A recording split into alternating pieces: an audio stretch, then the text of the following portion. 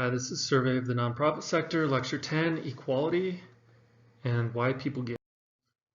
The outline for this lecture: first we're going to talk about liberty versus equality, then review the tax benefits for nonprofits, then discuss equality for donors, equality for beneficiaries, and then end with why people give.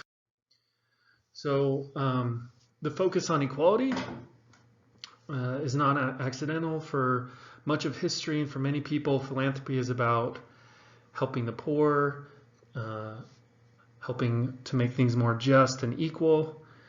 And we can do that in basically two ways. We can have direct transfers from the rich to the poor, or we can change the structure of society so that the poor don't need to rely on those direct transfers. So that's easier for them to move up within society. Okay, liberty. It's connected to philanthropy in two ways. First, philanthropy is voluntary.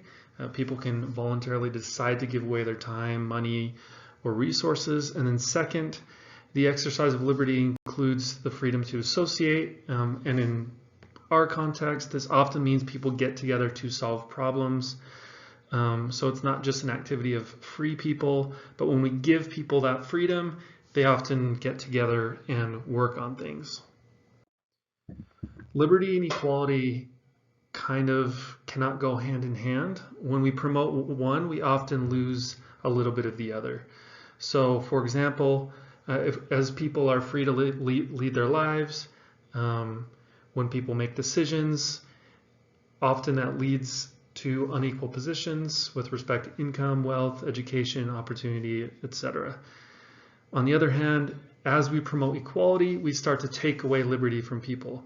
So as to try and make people more equal, we have to take away or redistribute goods, and this cuts people's liberty. So again, these two mechanisms of equality and liberty sometimes go like this. As we pull on the lever of equality, we get more liberty, and in the same way, the more we try to make things more equal, we lose a little bit of liberty in society. So Reich's focus is on equality in tax law, and so he notes that philanthropy in their current form would not exist the way we have it if it weren't for these tax laws. So he's going to review tax law from two different angles.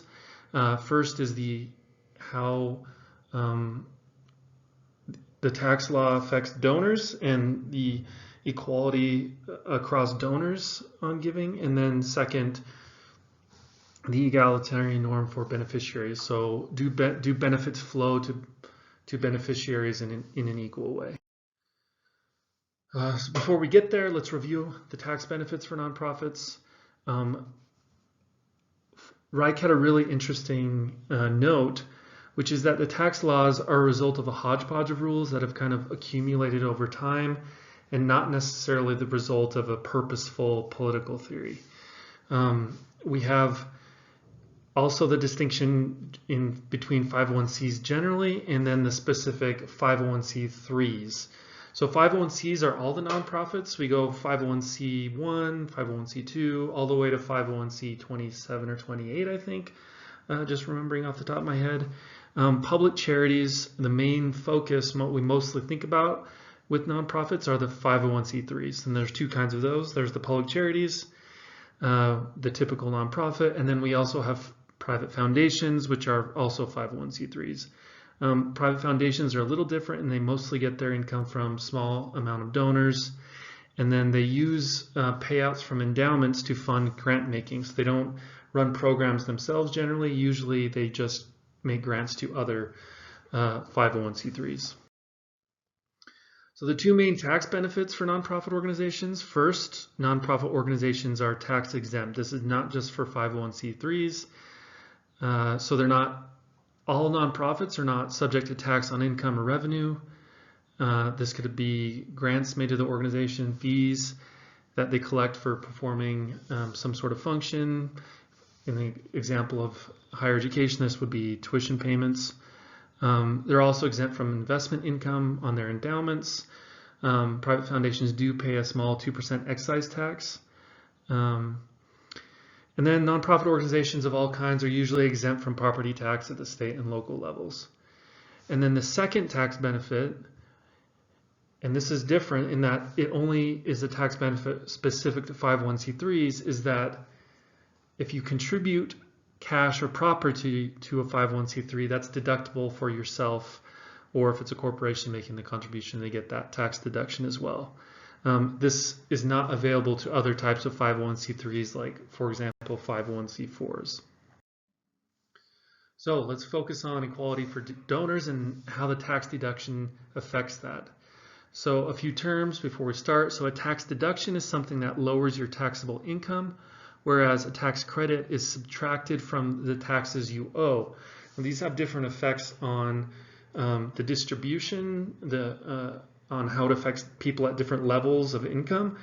And we'll talk about that and how that results in equality differently a bit later on with the sort of policy propositions that we might have as a substitute for the current system. So in 2019, the individual standard deduction was $12,000, or is $12,000 as of now.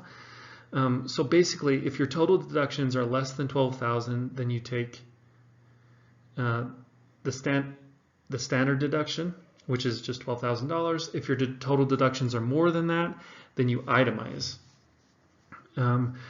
So if you donate more than $12,000 to a nonprofit organization, then you're likely to itemize that. However, donations to nonprofit organizations can only be up to 60% of your adjusted gross income. So what the result of all of this is that rich people are more likely to get deductions for donations to 501c3s. Poor people more likely to itemize, because they're probably not going to pass that $12,000 threshold. What does this mean effectively? So a person who occupies the top tax bracket, so in 2017, 39%, that means that if they donate $1,000, that actually only costs them $610 because they're getting a $390 benefit, which means the government is effectively not collecting $390, or another way to think about it is they're paying $390 of that person's donation. And it's important to note that similar incentives exist for donor advised funds, private and family foundations, contributions to things like community foundations. So tax expenditures, we've mentioned this a lot in this class. This is when the government decides not to collect the tax that otherwise it normally would. Suzanne Mettler calls this the submerged state. And this is important because the government can either decide not to collect tax revenue for the promotion of a certain behavior, in this case nonprofits, or what they could do is they could just collect a tax and then spend that money on that same thing. The issue with tax expenditures and funding things this way is that it's a little bit hidden from public view, and when it's hidden from public view, there's less accountability, and also how we view the distribution of consequences, it's harder to see. And then secondly, tax policies in the US have been described as the most generous tax concessions. No other nation grants subsidies at such a high level or for so many different types of activities as the United States. Okay, so donating is more subsidized for rich people. So nearly all American households, about 90%, make charitable contributions every year. Low-income individuals give more money away as a percentage of their income than does everyone except the very wealthiest. And then let's actually look at this figure. So here we have taxable income as it goes up. So at the bottom level, taxable income of 0 to about $18,000, going on up to taxable income of $470,000. So you'll note here for these bottom three taxable income brackets, they do not generally itemize. And then for the top four, people generally do itemize. So here's the tax brackets.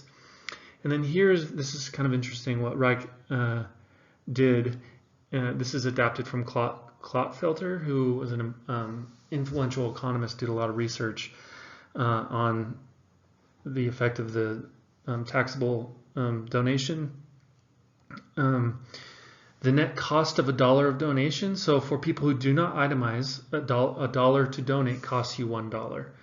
But you see here, as your taxable income goes up, the cost of that dollar donation goes down because you can deduct more and more of that. So for people at the top tax bracket, donating a dollar only costs them 60 cents because they get a 40-cent tax benefit.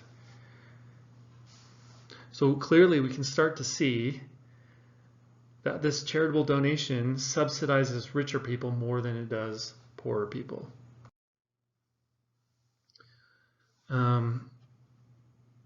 In 2013, over 2/3 of all tax deductions were claimed by the wealthiest decile of earners. So the top 10% of earners garnered 2/3 of all those tax deductions. And this wealthiest 10% of earners, we're going to see later how this has affected their decisions to give. This is interesting because as we think about the tax code and whether you're an itemizer or not, and your tax bracket position, whether or not you get itemized, should that determine whether or not you get tax benefits? And why are we giving tax benefits to itemizers and non-itemizers? So we know that wealthy people give away more money in absolute terms than do poor people. So from that perspective, maybe we're trying to incentivize rich people to give even more. But Reich asked the question, why should policy differentiate between the rich and the poor? Why should 2/3 of tax expenditures go to the rich or the wealthiest 10%? Shouldn't we also want to incentivize the poor, or at least give them the same benefit? So Reich gives us two policy alternatives. One is to allow non-itemizers to deduct their charitable contributions from their income. This would still leave that upside down effect because the deduction grows based on how much you donate, and we know rich people have more money to donate, so they're going to get more of a deduction. The second alternative could be an identical, non-refundable, and capped tax credit rather than a deduction for donations. So as I noted, a tax credit you subtract from your not your taxable income, but your tax bill at the end. So if we give everyone the exact same credit, then it's equal across all incomes. Coming back to this issue of accountability. So by allowing this tax deduction, the state is, in a very fiscally meaningful way, actually participating in what nonprofits, foundations, and donors do. So one of the oldest objections to this tax deductibility of donations is that it doesn't differentiate between social benefits across various nonprofits. And we're going to look at this in a second when we look at the equality of beneficiaries.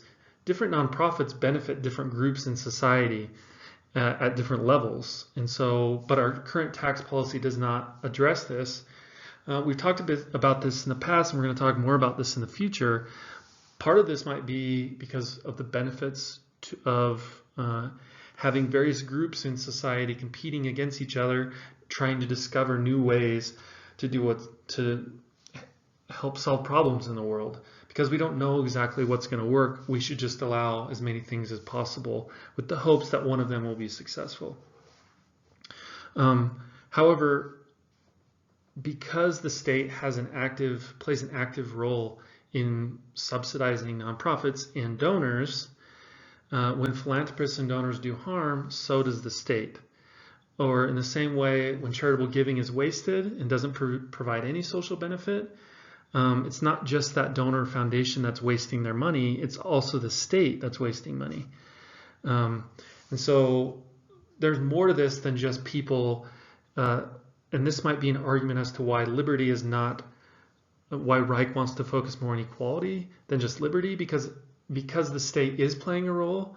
Now we should all have a stake in this, not just allowing people to do what they want with their own money, because we are also paying for it. Okay, now let's shift gears and look at how tax laws affect equality for beneficiaries. And basically, it turns out that most benefits of philanthropy do not flow to the most needy. This is a bit hard to determine. For example, if you donate to higher education, some of the money could go to scholarships for the needy, but some could also go to research, which maybe indirectly helps the needy, but it could also go to things like facilities. It could go to sports. Higher education finance is interesting, and definitely, as we know, donors may specify how they want the money to be spent. But when we're studying this sort of in broad terms, we don't know exactly where all of that money is going. We'd have to take a look at every single donation and how that is specified, and that data often just doesn't exist. So it's hard to know whether a donation to higher education, for example, flows and how it flows to the different types of people in society, or whether it flows to those who need it or not. Same thing with donations to churches. Some of the money could go to facilities. Some of the money could go to benefits for members, which may help the needy if you have needy members. And some of the benefits could also go to non-member people who are needy, who are not members, just benefits to society in general.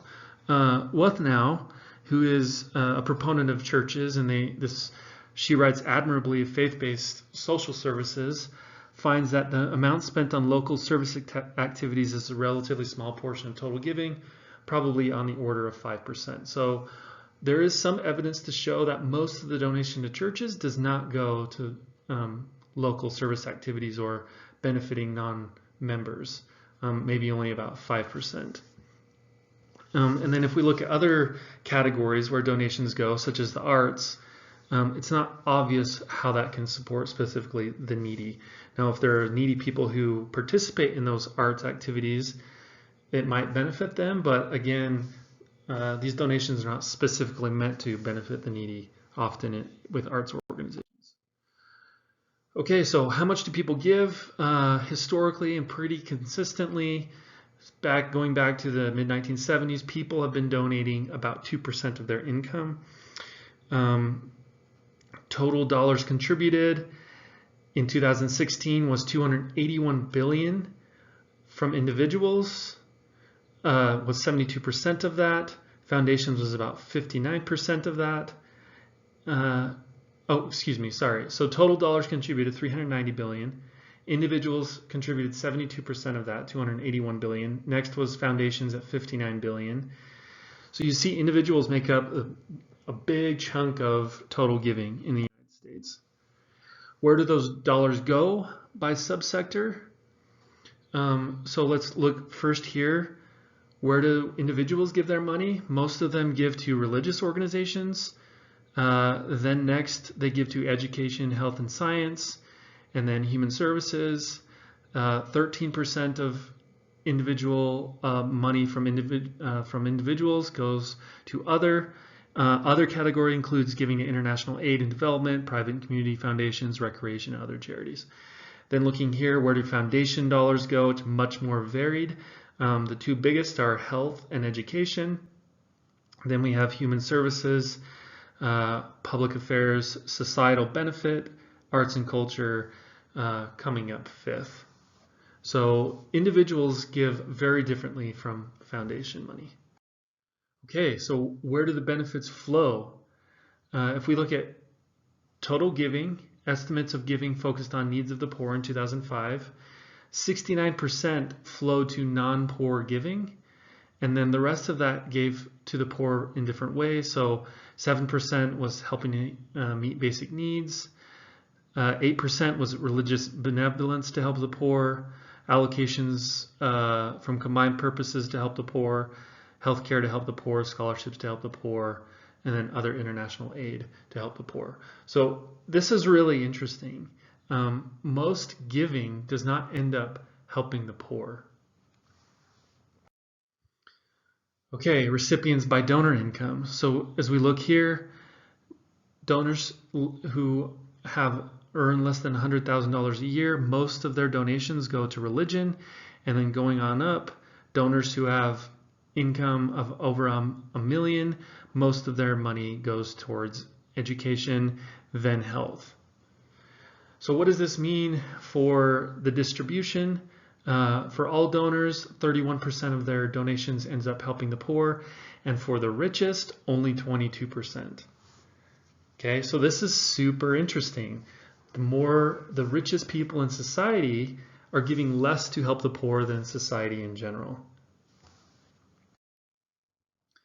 Why then do people give? And that's the big question. If we're not giving to help the poor, which, as Reich points out, is what we mostly think about when we're thinking about philanthropy, then that's a big question. What causes people to give? Academics from all different fields have been studying this: marketing, economics, social psychology, biology, psychology, neurology and brain sciences, sociology, political science, anthropology, biology, and evolutionary psychology. All these different fields study it. The academic literature on charitable giving is enormous. If you look in Google Scholar, which Beckers and Wepking did back in 2009, 10, 11, it popped up 163,000 results, and I'm sure that has grown since then. Beckers and Wepking, they did a literature review and looked at over 500 articles on academic giving and provided a really nice and useful literature review on why people give. So in part one, they looked at religion, education, age, and socialization, how those affect giving. And then in part two, they looked at 8 mechanisms that drive giving. These are awareness of need, solicitation, costs and benefits, altruism, reputation, psychological benefits, values, and efficacy. In 1997, Brown described the state of affairs with regard to giving as no single model captures all the motivations that underlie charitable giving. So Beckers and Wepking, they're going to provide a few models that try to understand how and why people give, but we do not have one general or global model that describes all the motivations that underlie charitable giving. It's such a complex thing to try to understand. So first, they have their model of religiosity and religious attendance, and how that affects giving. So first, if you're religious, that's positively associated with getting more requests to give, which is then positively related to giving both religiously and secularly. Religiosity is positively associated with reputation. There are social benefits to donating, which is also itself positively related to religious and secular giving. Religious attendance and affiliation, positively associated with pro-social values, which in turn is positively associated with giving. And then finally, religious affiliation attendance is positively correlated with conservative religious beliefs, which is positively related to religious giving and secular giving. So in general, positive or religious affiliation and attendance is positively related to religious and secular giving, though as you read Beckers and Wepking, you quickly see that the results on this are mixed and often really depends on kind of a situation, and there are studies that have shown that it's negatively correlated with giving. So in general, this is what we tend to think, but again, in every situation, it may be very different. It could be different from this. Okay, the second model that they provide is the relationship between charitable giving and education. So you look here, level of education and cognitive ability are positively associated with each other, as well as level of education positively correlated with income. Let's start here at the top. Cognitive ability positively correlated with awareness of need, which then positively correlated with the amount you donate. A level of education positively correlated with the number of requests that you get, also positively correlated with pro-social values, and your efficacy or confidence in the charity, which all, again, are positively associated with the amount donated. And then down here, income and tax price. This is a little bit counterintuitive. I'll kind of walk this through. So the more income you have, as we noted, the price of donating is lower for you because you get more tax benefits. So it's a negative relationship. The price of donating is lower. As the price of donating goes down, you are likely to donate more. So that's how this works right here. As we, this is based on the research up to that time, and I'm going to note here in a few slides we have a bit more understanding of how this works and specifically who within society we see this specific mechanism happening. The third model is the effects of socialization and age on giving. So if we start here, parents' education and parents' religiosity, those both affect an individual's positively associated with an individual's level of education and their membership in social groups, which in turn are positively associated with the number of requests they get, the reputation or social rewards they get from donating, their pro-social values, and the psychological benefits or guilt that they feel if they don't give. Same thing here, parents' religiosity positively related to parental volunteering, which has positive relationships with social rewards, pro-social values, and benefits or lack of guilt that you feel. Parents' religiosity positively associated with an individual's religiosity, which again is positively related with each of these these four. And again, all of these are positively associated with giving. Okay, moving on. Beckers and Wepking Part 2. They look at 8 mechanisms that drive giving. They note that the order of these 8 mechanisms does not reflect their importance or their causal strength. Rather, the order responds to some chronology or temporal aspect in the typical act of donating. So when you're thinking about donating, one thing happens and then another thing happens and another thing happens over time, and that's what they're trying to reflect here.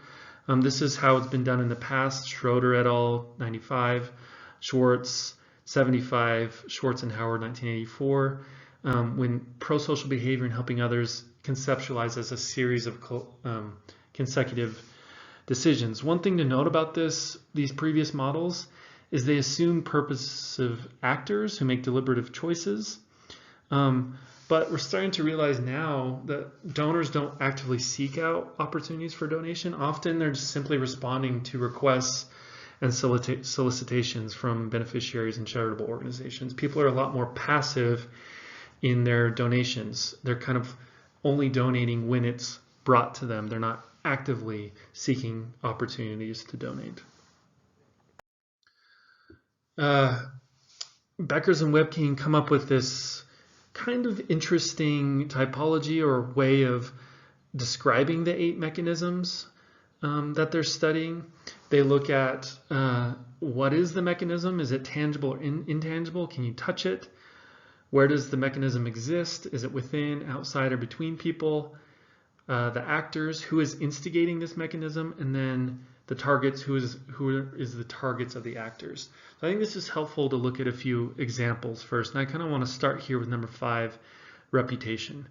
Okay, reputation is an intangible mechanism. We can't touch reputation. It's something that sort of exists in the minds of people. It exists between people, and it's alters or peers who instigate this on donors. So donors feel from their peers that they will gain some reputational benefit if they donate. And so this is why reputation is intangible between people, instigated by alters or peers on donors. Again, if we look at psychological costs and benefits, again, these are intangible. We can't touch them. These exist within people, right? This exists in my mind. I get these psychological benefits or costs or guilt if I don't donate. This originates within my own mind if I'm a donor, and the target is myself.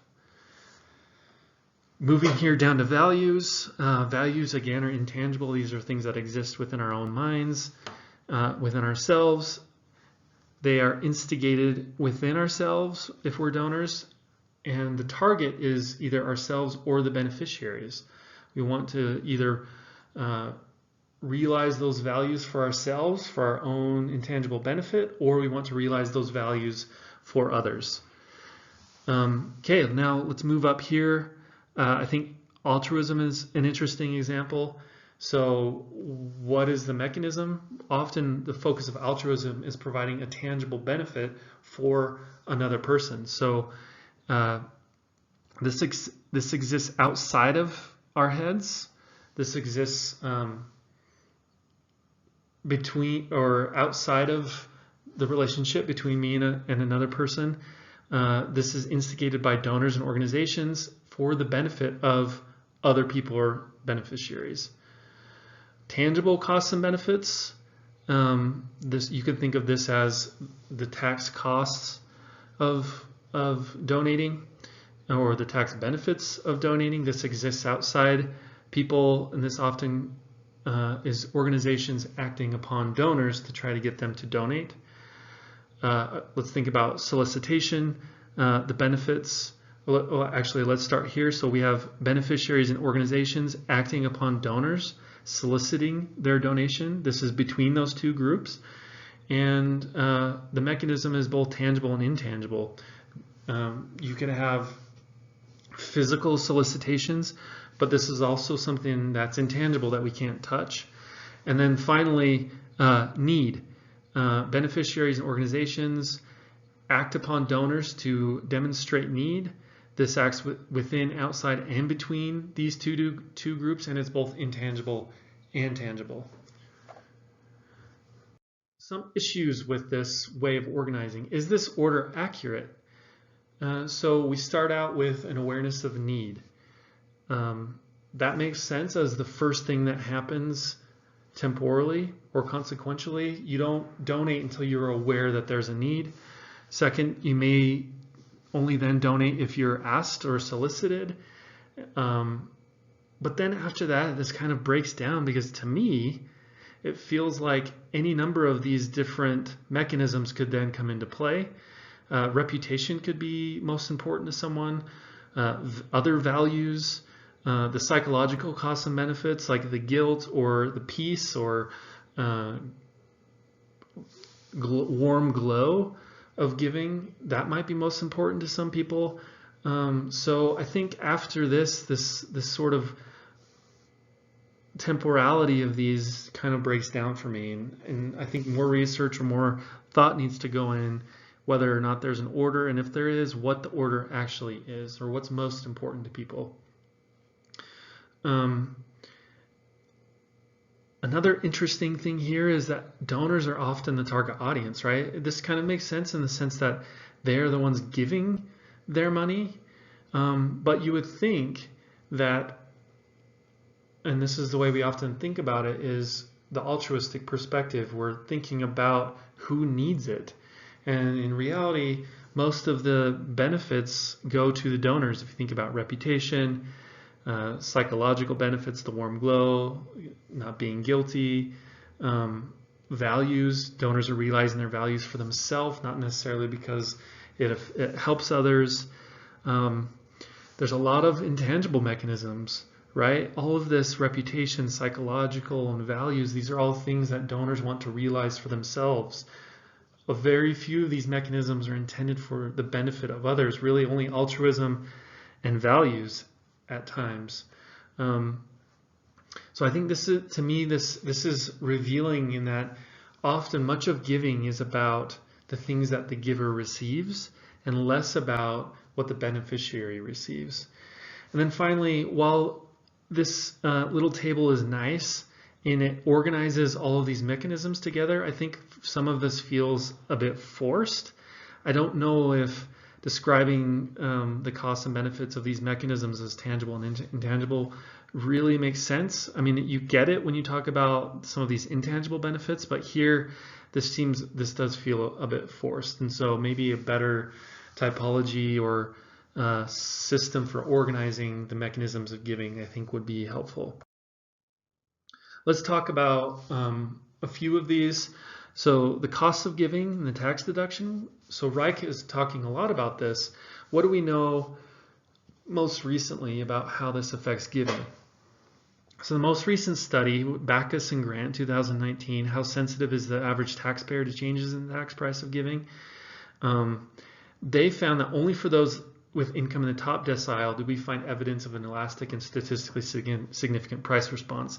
So in other words, changes to tax benefits for donating to nonprofits does not affect giving for most people. It really only affects people giving in the top 10%. So in other words, people are going to give the amount they give regardless of what the tax benefits are. These tax benefits for donating really only affect how much people give if they're in the top 10% of giving. Those itemizers who are getting those huge benefits, that has an effect for these uber rich people who are thinking about ways to maybe shelter some of their wealth, and they find that giving to charity is one way to sort of protect their wealth. And so that it affects their choices. But for the vast majority of people, these tax benefits don't seem to have an effect on whether or not they're going to give. So if we come back and think about all these mechanisms for giving, most people give because of either these intangible psychological benefits to reputation or realization of values. Some people give just because they're asked or because they become aware of a need. And finally, some people give because they're truly altruistic and they want to see a benefit to society. But even less than that, and this is what I think is very important, is the efficacy issue. You'll notice I kind of ignored that when looking at the 8. I think efficacy is one of the most interesting. This has been studied in the helping behavior literature, but in the giving of money literature, it's very, very understudied. So when you think about efficacy, what does that mean? Does what you're doing actually make a difference in the world or move the world into a desired direction? And how much does knowing that motivate you to give? This has received very little attention in the literature. The only small amount of literature that does exist is like something like a desire for social justice. There is Bennett studied the relationship between personal values and the choice of charitable organizations and found that, a similarity between personal values and organizational values increases the possibility of a donation. But again, to me, this does not link efficacy with giving. Am I more motivated to give when I know that that organization is actually making a difference? And it doesn't seem to matter to people. People don't seem to care to know whether or not their donation is making a difference in the world. To me, this is sort of mind-boggling, and maybe I'm the weird one, but to me, I kind of want to know, and I'm more motivated to give when I know what the organization is doing is actually making a difference. And so this has become something that has been part of my research program, and hopefully we can talk about this later in class. All right, that's it. Thanks, everybody.